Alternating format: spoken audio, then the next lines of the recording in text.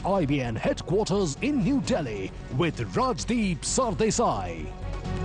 Good evening, hello and welcome to India at 9. As always, the news, the newsmakers, the talking points on your primetime destination. Tonight, this Thursday night, it's a victory for people power. The political class is not yet out of the ambit of the right to information after a relentless campaign by RTI activists. It's our top focus tonight and our big headline.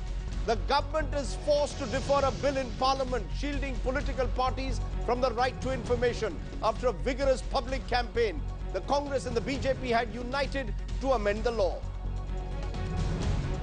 Does right to information frighten our political parties? That's going to be our big talking point right at the top of India at 9 tonight. But that's not all. There's plenty else that's making the news and the headlines tonight. Narendra Modi says he wants to serve Gujarat till 2017, tells students being Prime Minister is not a priority for him.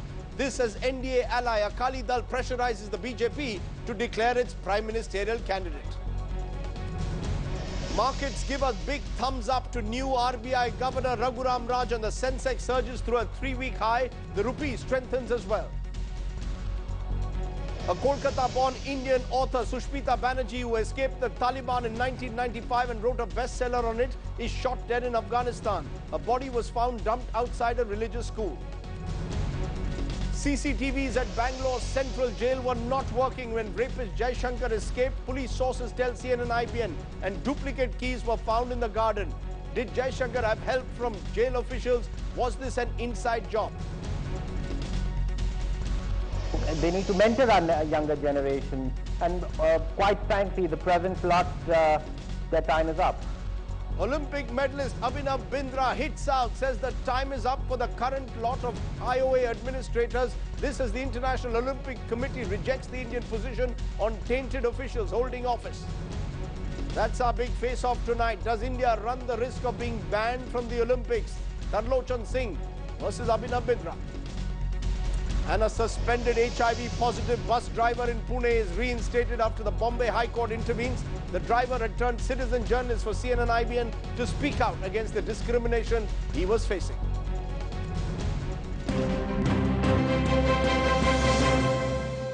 But first tonight, the big story at the very top. The political class has been forced to bend, and it's a major boost for citizen power. This after the government was forced to defer the Right to Information Amendment Bill and send it to the Standing Committee after a vigorous public campaign. The Congress and the BJP had united to amend the law, which would have kept political parties out of the ambit of the Right to Information. Pallavi Ghosh has our top story tonight.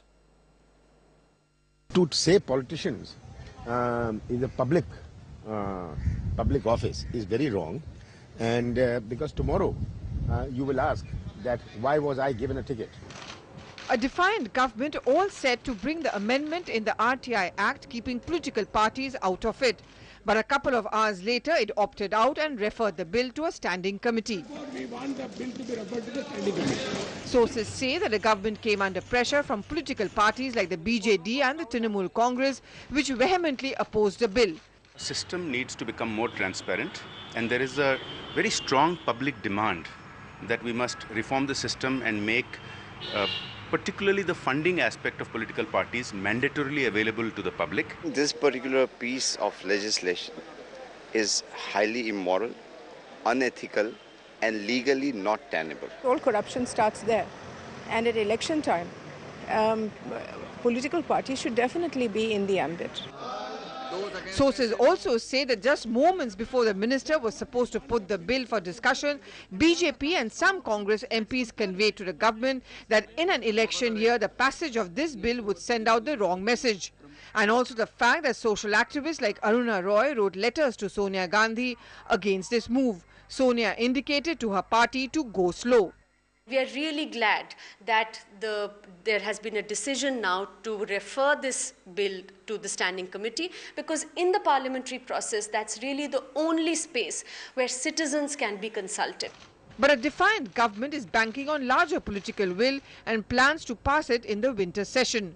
One change being mulled is that while funds could be brought under scrutiny, political parties cannot be questioned about political decisions they take. In this season of political posturing, it comes as no surprise that at the last minute this bill was referred to a standing committee. But our defiant netas still point out that despite the CIC ruling, they are under no compulsion to be transparent about their funding and their functioning. With Bureau Inputs, in New Delhi, Pallavi Ghosh. Right at the top tonight, we are asking the big question. Does the right to information frighten our political parties? Is that why they were planning, in a sense, to be kept out of its ambit? Before I come to that big debate, let me give you the asset declarations of our political parties in 2011-12.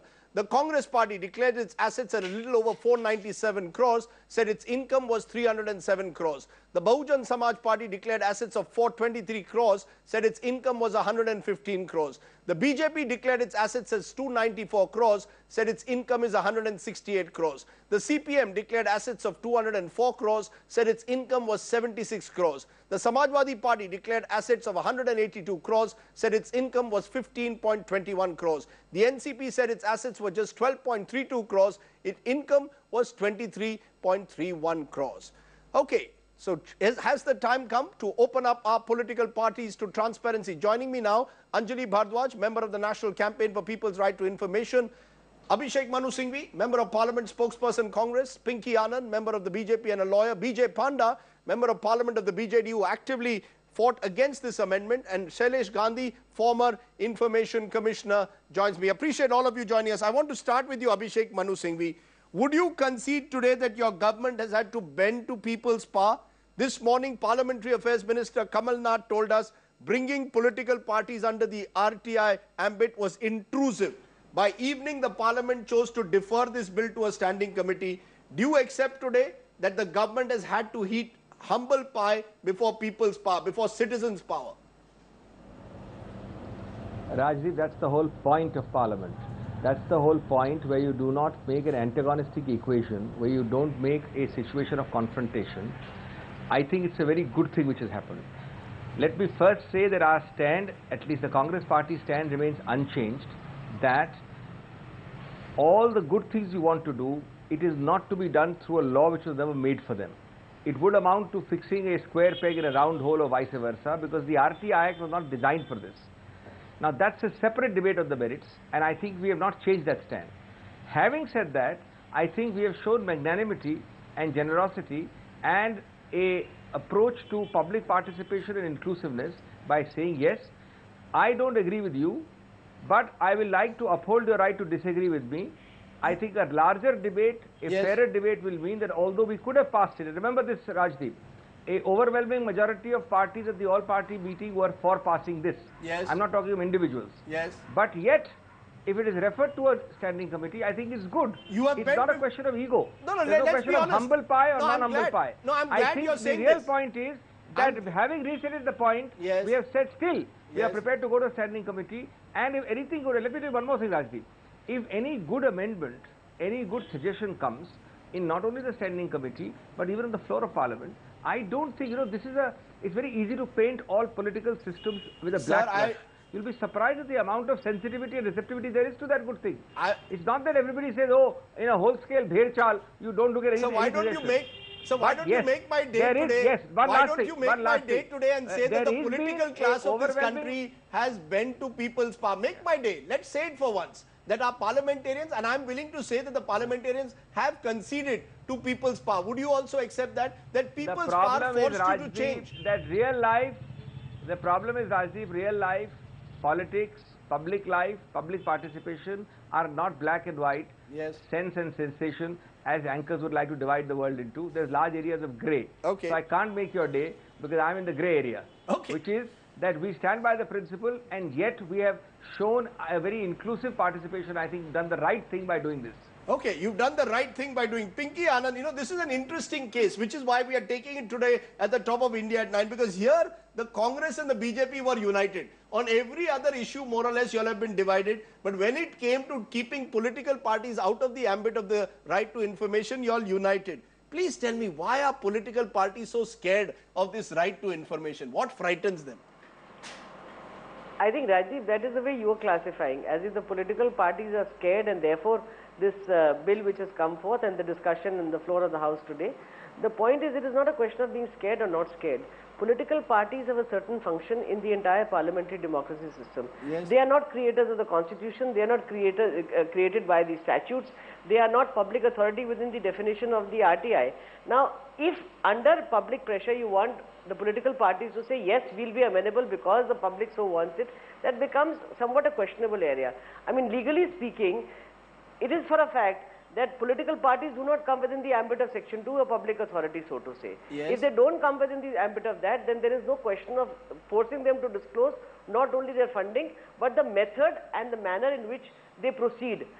Political parties are independent agencies of the parliamentary democracy system. Yes. However, the question of disclosure of funds and of transparency is not an issue. There is no issue about the fact that political parties today stand together to this extent to say that transparency is something which is desirable and they would like to be transparent. But being coerced into the corner by a subversion of the existing statute is something which is highly questionable. I get your point. You believe that political parties were being coerced to take a particular position. Jai Panda, you were among those politicians who spoke out openly in favor of bringing political parties under the right to information.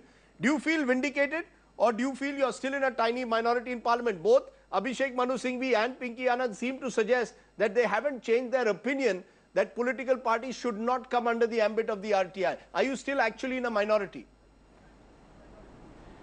Look, it's first of all, thank you for the compliments, but it's just not my victory alone. Lots of activists and citizens worked very hard for this, and even inside Parliament there were other colleagues cutting across party lines who worked on this. I would like to point out that 40 countries have political parties under their Freedom of Information Act, which is equivalent to our RTI. And even those countries that don't have, for example, the UK and the US don't have political parties under their Freedom of Information Act. They have very, very stringent alternatives, and I want to cite this. This is important. Their election commissions are entitled to audit political parties' accounts and also take punitive action. Now, that is not there in India. Although political parties submit information about their funds to the election commission, that is not audited. It should be mandatorily audited, and it should be mandatorily made available to the public. And secondly, we have a bizarre situation where the government has argued in a particular case that even if a candidate furnishes false information to the EC about accounts and expenses, the EC has no teeth to take action. Now, this is a little bizarre, and to say that we should not be coerced by the public is a little odd, because you know, we are where we are, MPs and political parties, entirely because of the public. And so I think there is you know, in this day and age, there is a yes. Can I just get Abhishek Manu Singhvi to respond, because he's one of those who appeared, I think, before the Election Commission in the Ashok Chavan case, where you virtually said that the Election Commission had no jurisdiction to decide over the assets filed by a candidate. The worry, Dr. Singhvi, today is that you have let's be clear. Today, if I have right to information, I may finally have a little bit more access than perhaps you will otherwise give me to your funding and to your sources of income. No, I think there is complete confusion there, Rajiv, and you will allow me to be a little technical, because it's important to set the record right, both for your channel and for the public. Yes. First of all, there is no question of commenting on an individual case. You may not know it perhaps, but Ms. Anand does. The Ashok Chavan case is directly sub judice under your nose. It is now going on, the very same case in the Supreme Court. Yes. I have appeared in the Election Commission and the High Court. I was appearing earlier in the Supreme Court. I could not come for the, I was earlier appearing in the Supreme Court and the High Court. I couldn't come for the present hearing. It's going on day to day.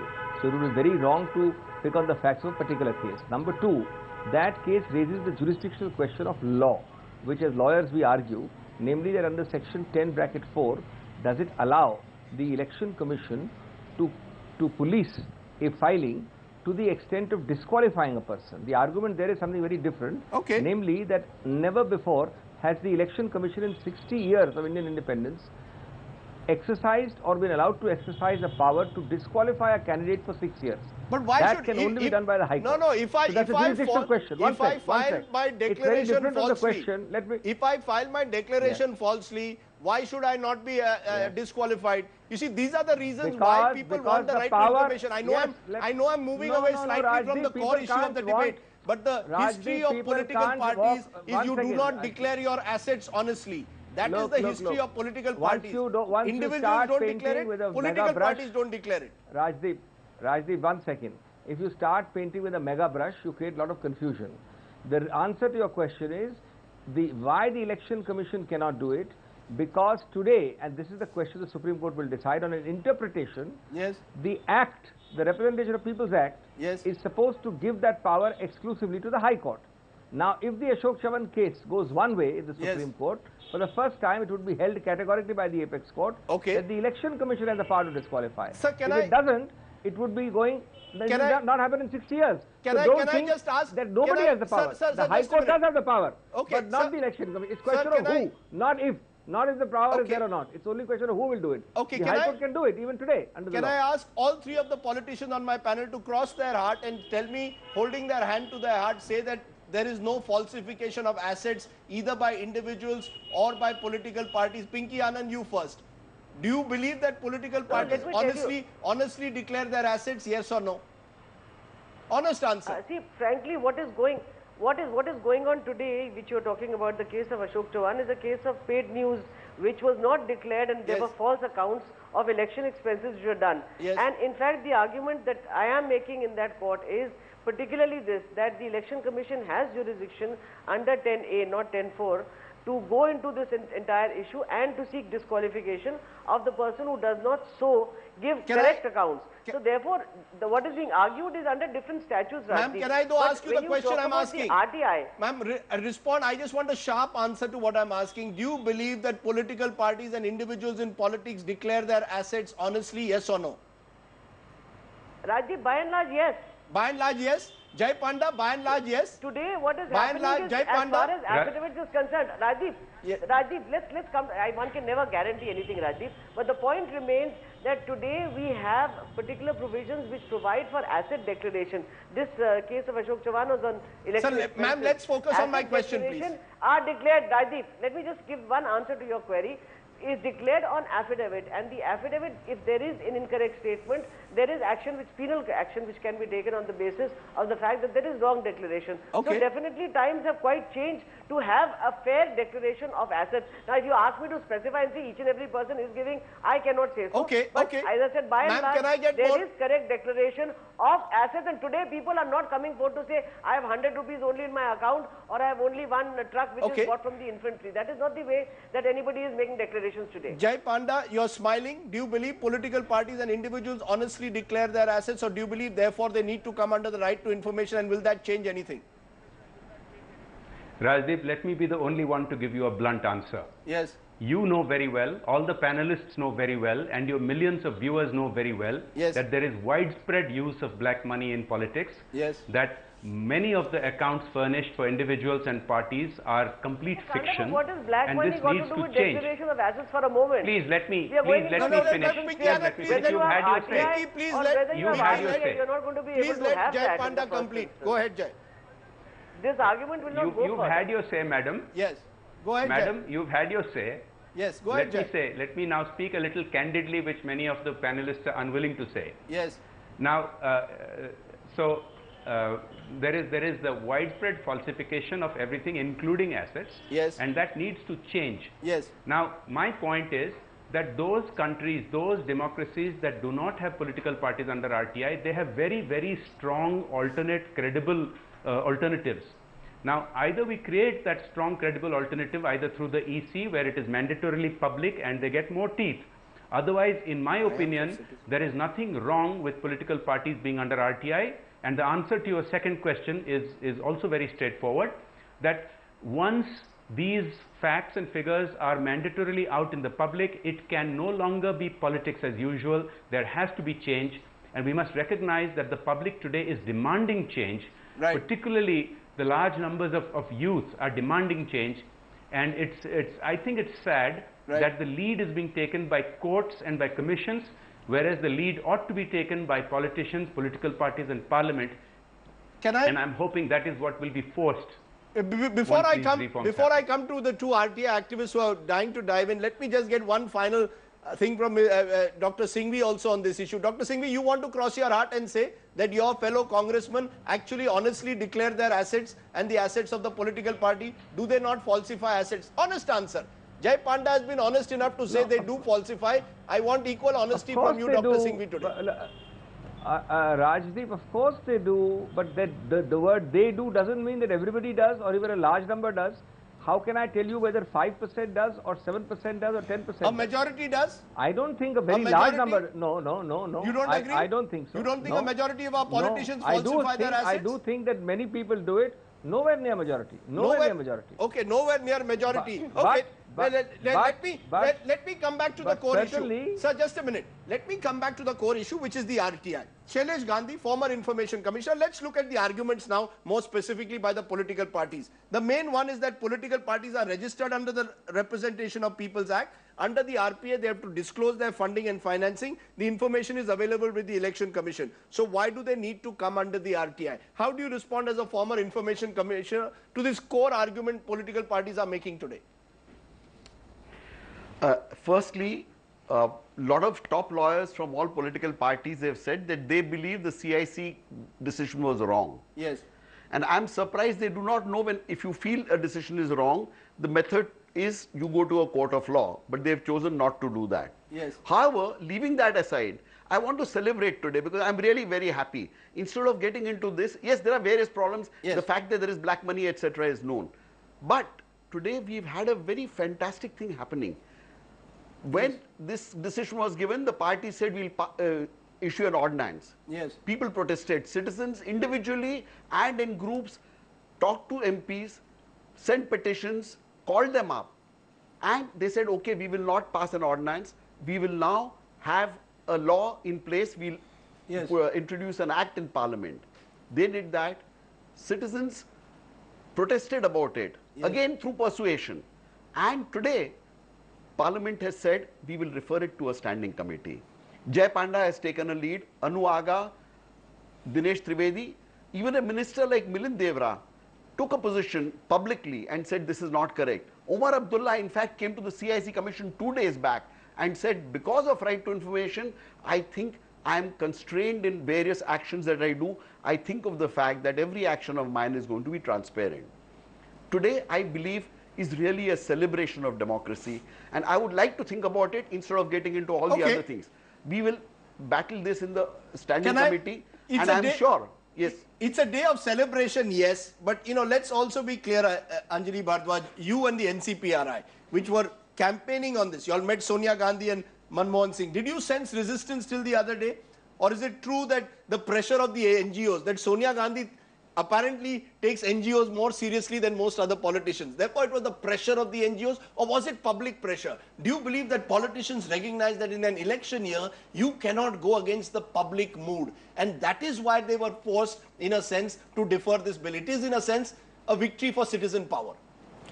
No, I certainly agree, Rajdeep, that this is a victory for citizen power, whatever else other panelists might say. The NCPRI and other groups across the country, in fact, individuals and groups even outside the country, have been calling up their MPs, have been calling up not just members of parliament from the ruling parties, but also from across different political parties, and really conveying to them that what people want today is greater transparency and greater accountability in public functioning and in the functioning of political parties. Now, I think what has happened today, I agree with Shailesh, is something of great value, because while we recognize that there might be differences of opinion, and in a democracy I think it's fair that everybody could hold a different point of view, I think the important thing is that there must be proper channels for consultation and for discussion.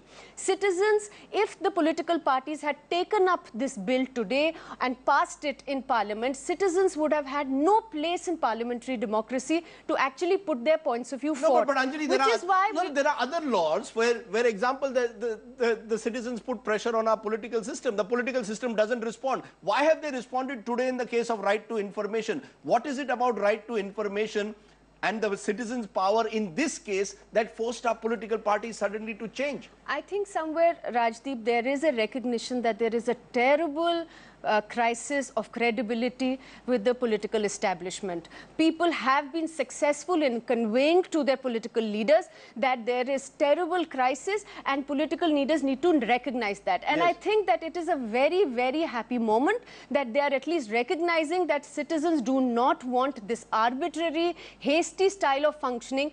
And really what people have been saying to political parties across the board has been that what people were really looking for was better accountability laws. The only one law which we have at the moment by which citizens, a common person, can demand transparency and can demand accountability from the political establishment is the RTI Act. I think it was conveyed effectively that if even that is taken away, today, whether it's the election year or not, I think it's important for the political parties to understand that people do need measures to build faith and build trust in democracy. You use words faith, trust, credibility. Abhishek, Manu Singh, we respond to that. There is a credibility crisis facing our political system. Most people believe, I know you're saying a majority of your MPs declare their assets honestly, but that is not the public perception. Public perception is political parties do not disclose their source of funding. Public perception is that they do not disclose their entire income honestly.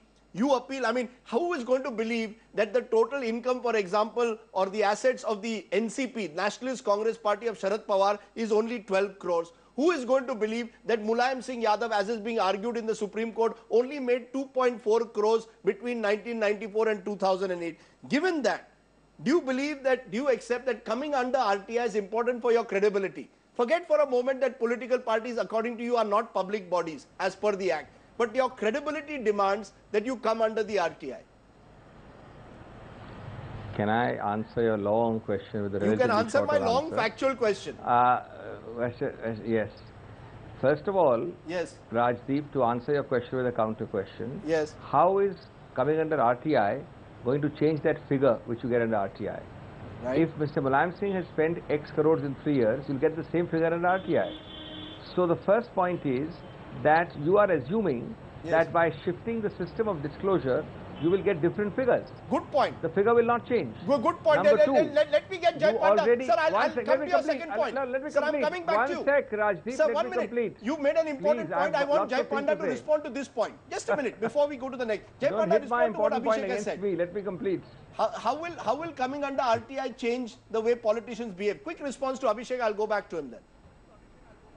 Rajdeep, first of all, RTI cannot be the be-all and end-all for all political problems. Yes. But by making this information much more widespread, much more available publicly, yes, the pressure builds up in the public, which then forces politicians and political parties to respond, as we have seen today in Parliament itself. Yes. But as I said, you could have similar powers, RTI-like powers in the Election Commission, and you could give them penal provisions which would actually be even more effective. Right. But to say that the coming under RTI will have no effect is not correct. I think it will put pressure. Okay, Abhishek, now respond. Rajdeep, can I continue with my very short answer? Please continue. Fraction of your question still. The first point I've told you, the figures will not change. Yes. Second, you are assuming again that there is already no disclosure of those figures. The very same figure which you are seeking under RTI is available today under two levels. One is in the income tax returns which you have to file, and second is the Election Commission. Yes. Now, if it is false or true, if that figure is prosecutable or not, is a totally different issue of substantive law. We are now discussing RTI. Yes. RTI is only a modality of transparency and disclosure. It will not change. What will change, Rajdeep, is a different debate. It will change it if you have other support structures, other changes, substantive. And that's a larger debate, I agree. For example, if you were to have a system where you could police this by an independent agency, you could actually have corporate donations with some exemptions. Suppose some benefits are given to those who give corporate donations to parties. An actual tax benefit. You might have a very strange case where a large number of corporate donations will come on that benefit, and they will obviously reflect. These are support structures which you require. You require an auditing system, etc. Nothing to do with RTI. Okay. I am only saying that today the reason we were opposing RTI also was that the very same thing as RTI is largely available in other fora, and the RTI was never designed for it. But let me end by one thing. Yes. I am the first to say that public perception is vital in these kind of debates. You are right. But public perception also has to have a break somewhere, Rajdeep. Today the public perception is, in fact, that all people in public life are chores, all politicians are chores, everybody is fudging everything. Now, you know, it's just not true in that blanket sense. Can I get Anjali to respond to what you're saying? Can I get Anjali? You made some important points. Anjali, respond to that. That Abhishek Manu Singhvi saying, why do RTI activists believe that RTI will change everything? How will political parties coming under RTI change the way political parties function? Is the broad point which is being made by Abhishek Manu Singhvi, and you are catering to a public perception that sab neta chor hai. No, I think let me first agree that certainly this would be wrong to say sab neta chor hai. We've even seen that in Parliament that not everybody is alike, and I think there are several progressive people.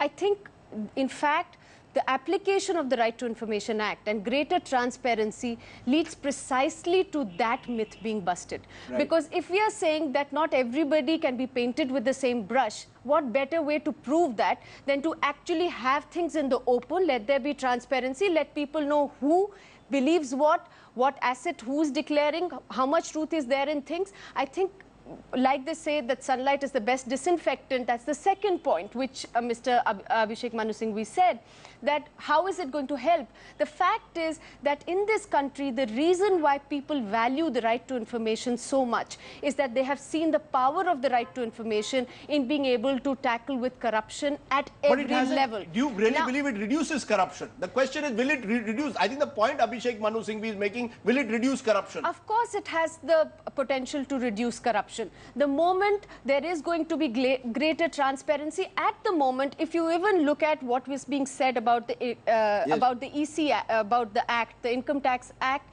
and the RP Act, if we look at what are the sort of disclosures that parties have to make, let's say about the income that they receive, they are supposed to only disclose sources of income that are above 20,000 rupees. Now, it's a very well acknowledged fact that very often there are large donations that come in which are broken down into smaller figures so that they go below the radar and people have absolutely no access as long as they can only access information from the Election Commission. So by this whole process of parties coming under the Right to Information Act, people will have access to a lot of documents which they currently can't under the IT and the RP Act. And I agree with Jay Panda that in other countries there are several enabling legislations, there are a lot of legislations that govern political parties and regulate them, which are totally missing in our country. So the right to information becomes one important tool in the hand of citizens to demand that. Pinky Anand, do you agree with what Anjali Bharadwaj and Jay Panda are saying, or do you agree with your friend Abhishek Manu Singhvi? No. Is this a classic example of a Mili Bhagat of Congress and BJP, where both of you are going to say, don't bring the RTI under our purview, because RTI is not going to solve the larger issues of this country when it comes to political parties? Rajiv, let me say this, that it is correct. RTI is only a tool, as Anjali just said. I agree with that part. It's only a tool for getting information, and if the information is available in other public domains, for greater transparency, you can't improve that case of transparency. Secondly, what is unfortunately happening is, in the garb of greater transparency, what is being sought is not the funding of political parties, which in any case what they declare. If there is black money that is outside the purview of any declaration or RTI, the question is how the political parties function. That is sought to be made the subject matter of transparency. Now please explain to me how the political parties functioning or any transparency related thereto is going to help any process. This is clearly an intrusion into the political party's democratic functioning when it is not a public authority. Can I ask Shailesh Gandhi that? Ma'am, you're saying it will be intrusive. Yeah, go ahead. Go ahead, ma'am. Sorry. Of course. You're saying it will be intrusive? No, I'm saying it is intrusive into the functioning of the political parties, which doesn't come. And if you have separate systems, you want to make the system stronger, well, you have other means of doing so. By making RTI and extending political parties within the ambit without, in fact, putting other structures into place, which actually ensure a better performance or better credibility, as you say, there's no point in this RT exercise. So the public perception is being made to feel that by getting information from the RTI, which you could anyway have from the Election Commission or under the income tax authorities, there will be some greater transparency. We are all for transparency, but I don't see what difference is going to be made and what kind of lollipop is being given to people. You make your point well. Let me take that to Shailesh Gandhi. Shailesh Gandhi, Do you believe it will make any difference? Let's be clear. Do you believe that only the funding, because the donations and fundings are already declared by them to the Election Commission. So therefore, what difference will RTI make to their lives is the basic argument that political parties are making, Shailesh. First and foremost, yes, the relationship of the income tax department with everybody in power in this country, particularly political parties, is a very cozy relationship. Right. Almost anybody in this country believes that there's lots of black money in all political transactions, but there is not a single case of income tax having taken any strict action against any major political party. Right. Therefore, I think we should forget this, and I concede. Yes. What is black money will not necessarily come in. Right. But as citizens start asking questions and getting information, they will discover the discrepancies there. They will discover whether the political parties are doing well or not. And most importantly, let me make a plea. I mean, leaving all the other legal arguments out. Yes. Today, there is a mistrust in the political parties that citizens have. Yes. This is not a healthy sign for democracy.